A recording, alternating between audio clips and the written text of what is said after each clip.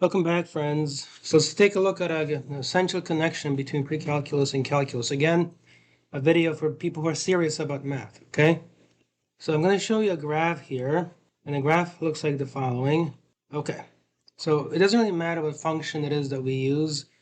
So let's just use, say, x squared plus 1.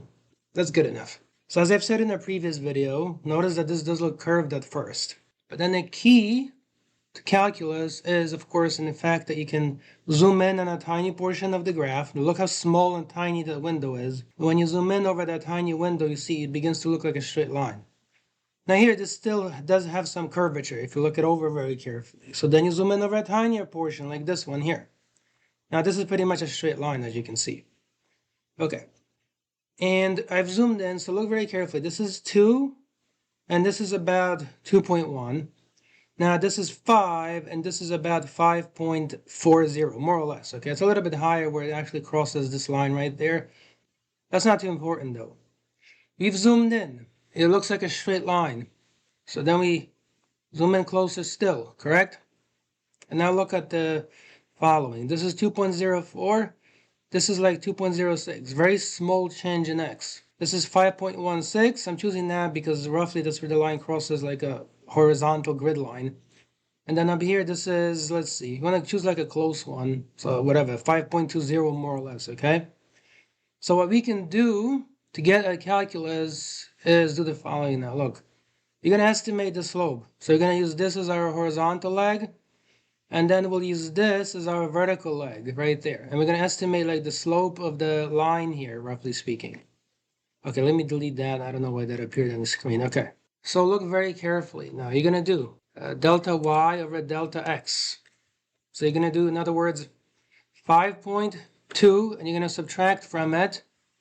So 5.16, and then you're going to divide by the change in x, which is 2.05 minus 2.04. Now locally, the curve looks like a straight line. That's the key, right? So then you compute this, and look, more or less, it gives you a value of about 4.00. Right? If you round it, let's see. It's literally about 4.00. But now look very carefully, okay? F prime of x, since this was x squared plus 1, f prime of x is 2x, correct? And then look, since this is 2.04 and this is 2.05, like you want to estimate, say, the slope somewhere in between these two. Okay, so let me just move this thing here. All right, so remember, we found the slope of this line. And now we're going to estimate roughly like the slope at this location, okay? Which is just about the same as the slope of this line anyway, because the line is pretty much seen as a straight line.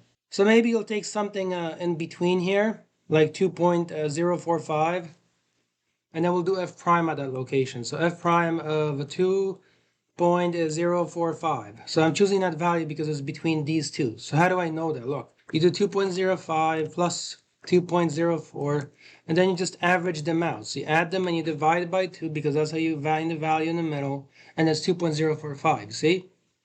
And then it's going to give you here 2 times 2.045, and then you punch this into your calculator, and when you compute this, it's about 4.090, and the key idea that we should remember is this value is super close to this value. To get a better approximation to the slope at 2.045, like the slope at this location right there in terms of x, all you have to do is just zoom in closer and make a smaller slope triangle, and then you can do delta y over delta x, and you will see this number will get closer to 4.09 still.